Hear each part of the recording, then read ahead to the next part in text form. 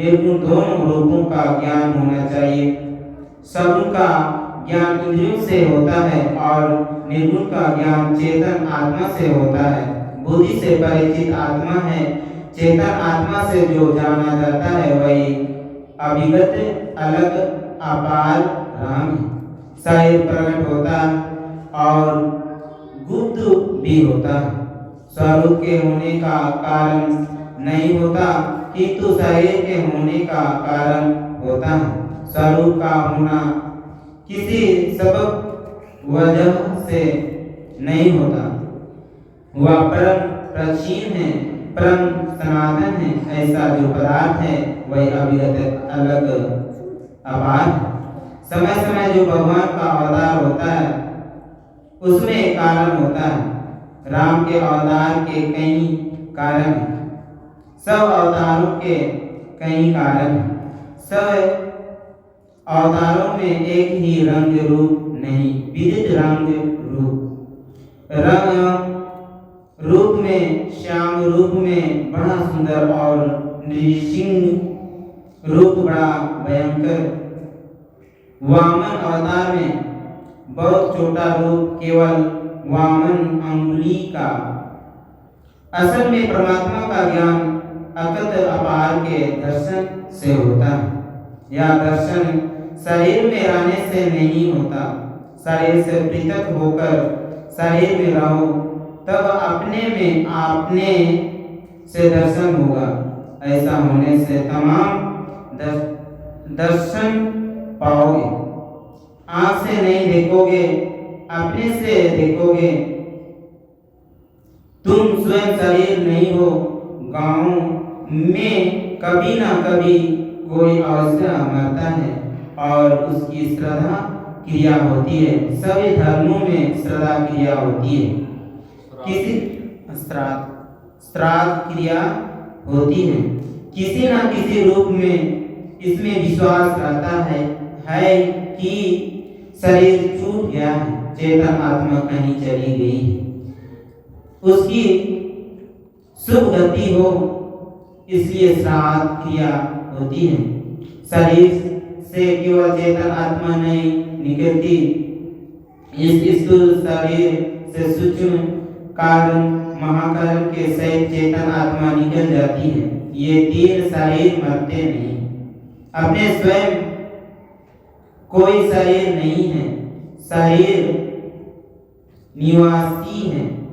जैसा दूध को मथते मथते आखिर में उससे मक्खन निकल हो जाता है, अलग हो जाता है और उसी में रहता है। फिर आप अलग करते हैं।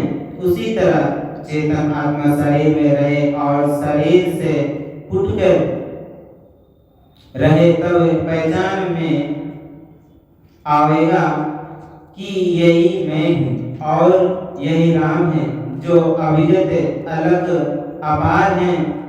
सगुण राम के दर्शन से माया में बहुत बढ़ती होती है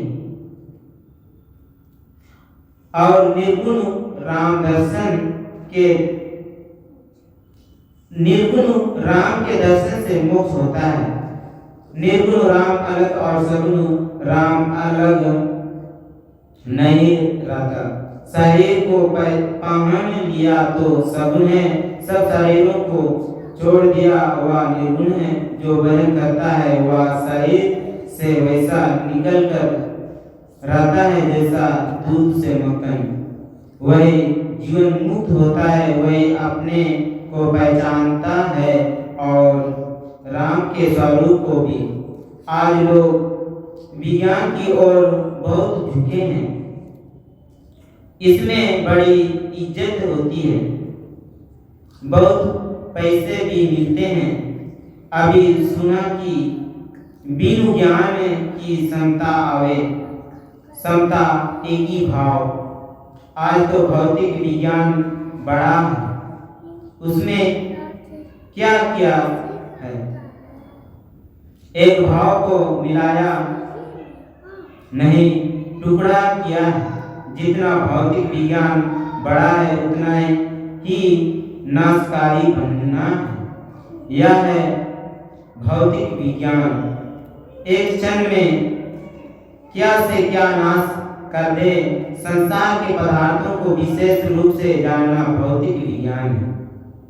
भौतिक विज्ञान में क्षमता नहीं आई और न आ सकती है। भौतिक विज्ञान की बढ़ती हुई है, लेकिन अंत नहीं हुआ। सबके सब जिस मूल पदार्थ पर अवलंबित हैं वे राम है, परमात्मा है, वे अध्यात्म विज्ञान है। इसके लिए स्कूल कॉलेज जाने की जरूरत नहीं, अपने अंदर अभ्यास करने की जरूरत है। भौतिक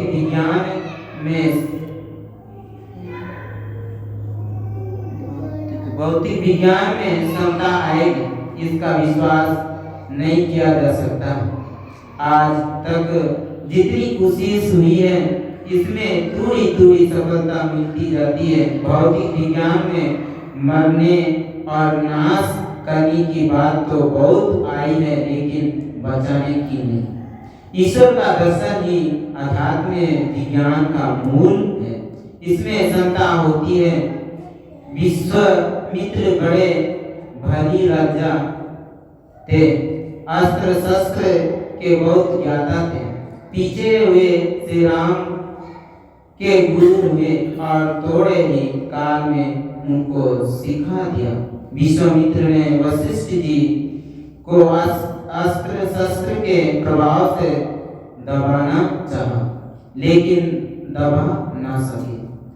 अंत में उन्होंने तप किया, तप में कुछ गिरे भी, फिर संभले और इतना तप किया कि उनमें इतना बल हो गया कि जो कुछ किसी को कहे सो हो जाए। उनके श्राप से डर से सभी लोग थर-थर कांपते थे।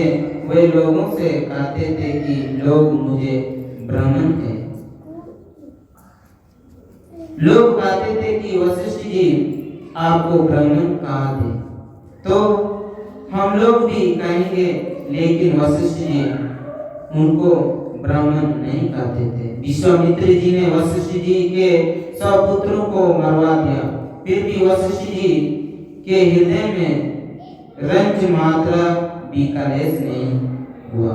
एक बार जब वशिष्ठ जी भोजन करने लगे तो साग में नमक नहीं था। उन्होंने अपनी पत्नी अरुंधति से पूछा कि साग में नमक नहीं है क्या? अरुंधति ने कहा कि नमक समाप्त हो चुका है, इसीलिए साग में नमक नहीं दिया गया। वशिष्ठ जी ने कहा कि निकट ही में विश्वामित्र जी का आश्रम है, उनके यहाँ से नमक क्यों नहीं ले आए? अरुंधति जी ने कहा कि जो मेरे 100 पुत्रों को मार चुके हैं, उनसे मैं नमक मांगती। वशिष्ठ जी ने कहा, अरे उनकी आत्मा और मेरी आत्मा एक है। विश्वामित्र ने बहुत द्वेष किया, लेकिन वशिष्ठ जी ने कुछ नहीं किया। यह आध्यात्मिक की क्षमता है या आंतरिक क्षमता है। वैसा ज्ञान करने वाले बहुत है। अध्यात्म ज्ञान जानने के लिए योग शास्त्र है, उसको सीखने के लिए बाहर में कोई घर नहीं, अपना शरीर है। इसका यत्न संत सतगुरु बताते हैं, करने वाले क्षमता पाते हैं। यह प्रवचन पुणे जिला अंतर्गत अब अररिया बडगमा में श्री संत मत सत्संग मंदिर में दिनांक 6/4/1966 ईस्वी के अपराह्न कालीन सत्संग हुआ था। श्री सद्गुरु महाराज की